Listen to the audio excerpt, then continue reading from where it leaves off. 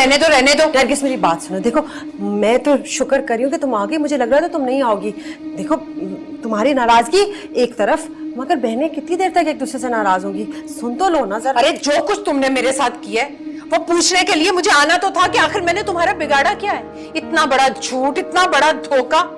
तुम तो कहती थी कि जवाद मेरा बेटा है, अगर तुम उसे अपना बेटा समझती हो तो क्या उसकी शादी तुम इस तरह से करवाती, ऐसी लड़की के साथ जो तलाक याफ्ता होती है और एक बच्ची की माँ भी होती। अल्लाह माफ करे, मेरे साथ आओ, बैठो। नहीं, मुझे दुख इस बात का नहीं है कि तुमने मुझसे झूठ बोला है, दुख मुझे इस बात का है कि तुमने मेरे साथ फ्रेब किया, धोखा किया।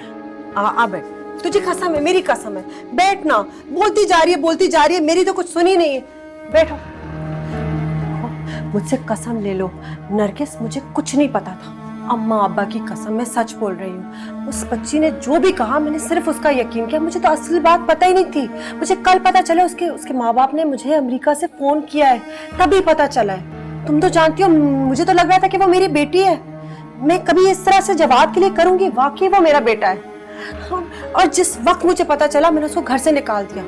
मैं जानती थी तो अफसोस करेगी। रहने दो, अच्छी तरह से जानती हूँ तुम्हारी सारी चालें और तुम्हारे इरादे। मैं तो इस वक्त शुक्र कर रही हूँ कि तुम मेरे घर आई हो, मेरी बात तो सुन रही हो। रहने दो, आखिरी बार आई हूँ तुम्हारे घर, आ जाती थी लेकिन अब कभी भी नहीं। लेकिन अब तो दोहरा रिश्ता होगा ना हमारा, बहनें भी हैं और देवरानी भी बन जाओगी तुम्हारी। सारे रिश्ते पुराने खत्म हो गए, और अगर तुमने फयाज के साथ निकाह किया ना तो तुम्हारा और मेरा तो कोई रिश्ता रहेगा ही नहीं। एक सेकंड के लिए बात सुन ले, जरा ठंडे दिमाग से देख।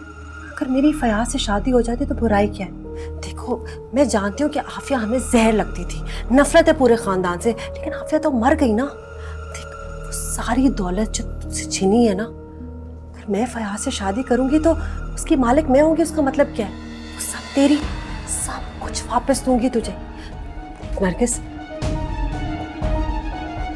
जरा सोच, मेरे बात तो कोई भी नहीं है ना, जो भी मेरा है वो तुम्हारा है? खुदा के वास्ते अपनी बहन का साथ दो, घर वालों को, रिश्तेदारों को कायल करो, भाइयों को मनाओ, साथ दो, और सब कुछ जो मेरा होगा वो सब तुम्हारा, राशिद और जवाद का ही होगा ना। चलना नरगिस, पहले तो हमेशा मान लेती थी मेरी बात, घटिया नीच लोगों की बातों में आ रही है तू।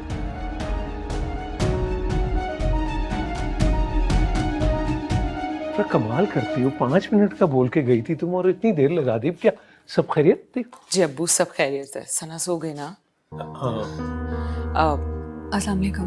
वालेकुम अस्सलाम। मैं उरूज का जरा सामान रखवा दूं। बाबा जी बीबी। ये उरूज बाजी हैं, इनका सामान ये रहा, ये गेस्ट रूम में रखते हैं, अभी यहीं रुकेंगे। अब्बू मुझे आपसे बहुत ज़रूरी बात करनी है, बल्कि आपकी इजाज़त के बगैर मैंने एक फ़ैसला कर लिया। मुझे उम्मीद है कि आप मेरा साथ देंगे। अरे मैंने पहले कभी तुम्हारे किसी फैसले से इनकार किया है? तुम फैसला बताओ, बल्कि चाय पीते हो। बेटा आप चाय लोगे या ठंडा? नहीं मैं ठीक हूँ, थैंक यू। बेटा? अब्बू आपकी सिर्फ 2 ही बेटियाँ थीं, मैं और समरा आपी। समरा आपी की वफ़ात के बाद अब सिर्फ आपकी बेटी मैं हूँ। भाई तुम ही मेरी बेटी हो, लेकिन उरूज भी तो मेरी बेटी।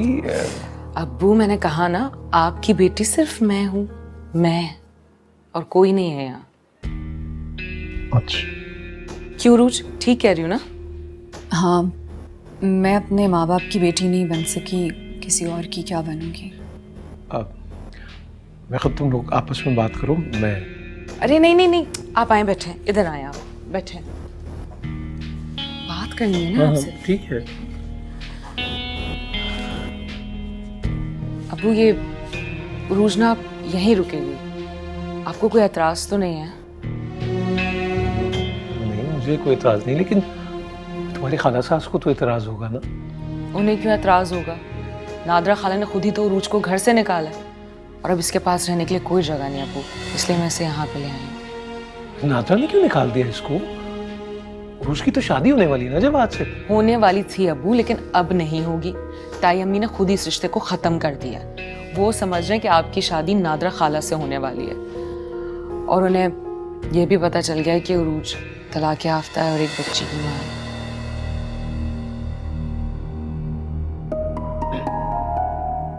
इफ्रा, इफ्रा ये सब क्या हो रहा है?